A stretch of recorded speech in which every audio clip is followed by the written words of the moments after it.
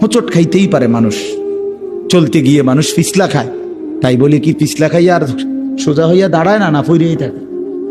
তো এইটা তো উচিত, ভুল হবে। চলার পথে অনেক দিন চোখ নামায় রাখছি, আজ হয়তো নারীর প্রতি নজর পড়ে গেছে, হ্যাঁ ভুল হইতেই পারে। সবসময় সত্য বলার চেষ্টা করি, আজ হয়তো একটা ভুল বলে ফেলছি, মিথ্যা বলে, হতেই পারে।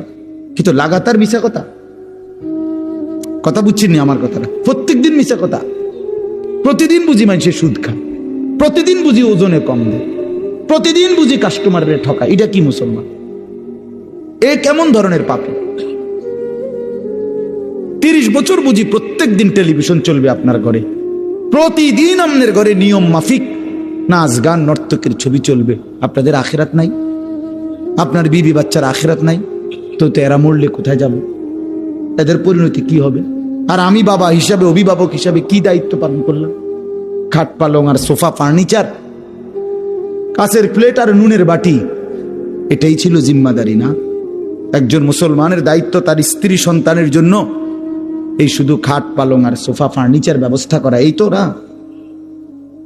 বলেন না বাবা, বলেন তো কি দায়িত্ব ছিল?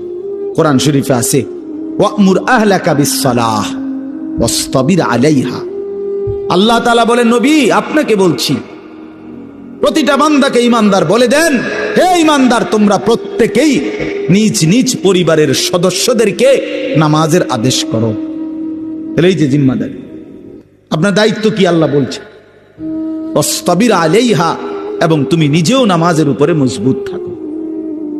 তো বাত্তারকারী আল্লাহ বলে, লা নাসআলুকা রিজকা, তোমাদেরকে রিজিক দেওয়ার জন্য আমি তোমাদের কারো সাহায্য আমার লাগবে না। নাহনু নারযুকুকা, আমি একাই সকলকে রিজিক দেব। কি সুন্দর কথা! মানে বিষয়টা আমি দেখব, ভাতের ফিকির আমি করব, রিজিকের ফিকির আমি করব, তুমি সেজদার ফিকির করো, স্ত্রী সন্তানের ইবাদতের ফিকির তুমি করো, ওদের ভাত তরকারির ফিকির আমি করব। ওমা কুন্না আনিল খালকি গাফিলিন, আল্লাহ বলে, বান্দা আমি আমার একটা সৃষ্টির ব্যাপারে 1 সেকেন্ডের জন্য গাফিল নই। 7 তবক জমিনের নিচে যেই পিঁপড়া হাঁটে, 7 আসমানের উপরে যেই ফেরেশতা হাঁটে, আমি দুইটাকেই সমান নজরে দেখি, একই মুহূর্তে দেখি, একই মুহূর্তে দেখি।